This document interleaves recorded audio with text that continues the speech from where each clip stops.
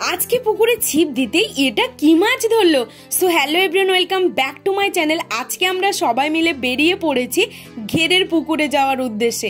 ওই দেখছো দূরে দিদি যাচ্ছে, আর মা বাবা এখানে অনেক আগেই চলে এসেছে। আর মা দিদি আজকে পুকুরে ছিপ দিয়ে মাছ ধরবে। দেখো ছিপ ফেলে মা দিদি এখন বসে পড়েছে।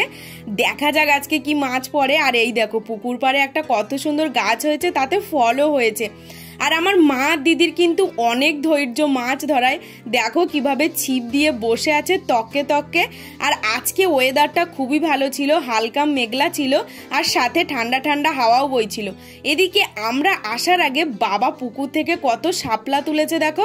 আর এই শাপলাগুলো তোলা হয়েছে আমার দিদির আবদারে। দিদি এসে বলল আজকে ও শাপলার রেসিপি খাবে, তো তার জন্য এখন শাপলা তোলা হয়েছে। আর হঠাৎই দিদি ছিপে ধরে গেছে একটা বড় জাপানি পুঁটি মাছ। জাপানি পুঁটি মাছটা কিন্তু যথেষ্ট বড় ছিল। এখন আমি তোমাদেরকে মাছটা ভালো করে দেখাচ্ছি। আর দেখো কত লাফালাফি করছে। আর কোনো মাছ না পড়ায় আমরা এখন সবাই মিলে চলে যাচ্ছি বাড়ির দিকে। আর বাড়িতে আসার পর বাবা বলল গাছ থেকে একটা মোচা কাটবে। আর সেই মোচা কাটার জন্য বাবার আমি এখন চলে এসেছি আমাদের বাগানে। আর এই হলো সেই মোচাটা। আর আমাদের মোচা কাটার টেকনিক দেখেছো, লাঠির মাথায় কাঁচি বেঁধেই এক টান দিতেই কেটে গেল মোচাটা। তো এখন মোচা কাটা তো হয়ে গেছে, চলে যাব বাড়ি। তো টাটা।